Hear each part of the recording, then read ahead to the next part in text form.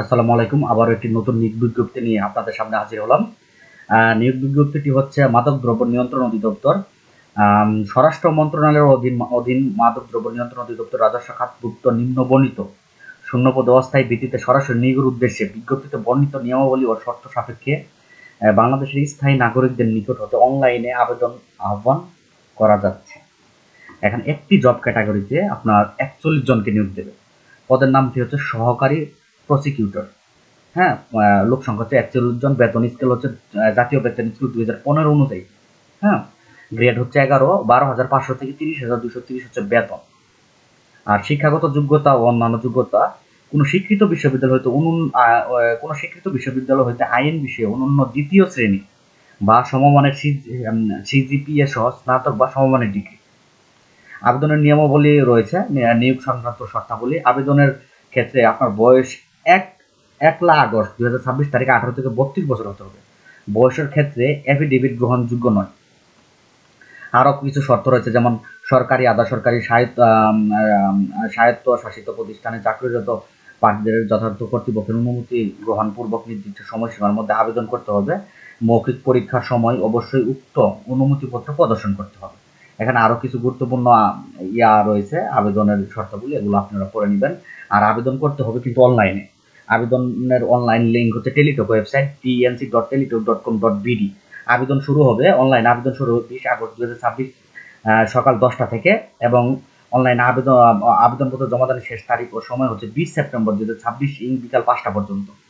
২০ August ২০২৬ সকাল 10টা থেকে ২০ সেপ্টেম্বর ২০২৬ বিকাল ৫টা পর্যন্ত অনলাইন আবেদন চলমান থাকবে। আবেদনের ক্ষেত্রে আপনার অনলাইন আবেদনের ক্ষেত্রে অনলাইন আবেদনপত্র পত্রে প্রার্থী তার স্বাক্ষরের দৈর্ঘ্য ৩০০ ইন্টু প্রস্থ ৮০ পিক্সেল এবং রঙিন ছবি দৈর্ঘ্য ৩০০ এবং প্রস্থ ৩০০ পিক্সেল করে নির্ধারিত স্থানে আপলোড করতে হবে। অনলাইন পূরণকৃত তথ্য যেহেতু পরবর্তী সকল কার্যক্রম ব্যবহৃত হবে, অনলাইনে এই আবেদনপত্র সাবমিট করার পূর্বে পূরণকৃত সকল তথ্য সঠিকতা সম্পর্কে প্রার্থী নিজে শতভাগ নিশ্চিত হবে।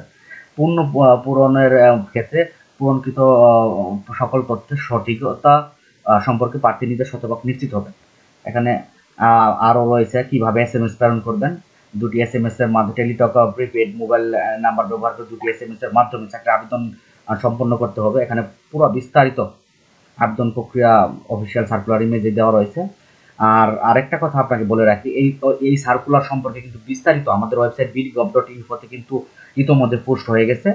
এই সার্কুলার সম্পর্কে আপনারা যে দেখেন, ক্যাটাগরি একটি, মোট লোক সংখ্যা ৪১ জন, যোগ্যতা স্নাতক বা স্নাতক ডিগ্রি, বয়স ১৮ থেকে ৩২, বেতন ১২,৫০০ থেকে ৩০,২৪০, একবার A to Z আপনার এখানে আপনার স্মারক নাম্বার, হ্যাঁ, তারপরে আপনার শিক্ষাগত যোগ্যতা, বয়স, আবেদনের শেষ তারিখ, সেই সাথে এখানে আপনার যে বেতনের ব্যাখ্যাও রয়েছে আমাদের আর্টিকেলের মধ্যে।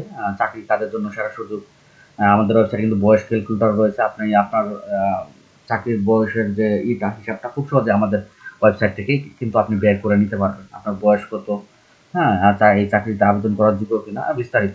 আর আরেকটি বিষয় বলে রাখি, আমাদের ওয়েবসাইটে কিন্তু আপনার পিডিএফ সহ আপনার পিডিএফ ডাউনলোড লিঙ্ক রয়েছে। এই যে এখানে যে পিডিএফ ডাউনলোড করুন, এখানে ক্লিক করে কিন্তু আপনি পিডিএফ ডাউনলোড আমাদের ওয়েবসাইট থেকে করতে পারবেন। মানে আমাদের ওয়েবসাইটে ক্লিক করলে আপনার অফিসিয়াল ওয়েবসাইটে রিডাইরেক্ট করে দেবে, পাঠিয়ে দেবে, সেখান থেকে আপনি পিডিএফ ডাউনলোড করে নিতে পারবেন।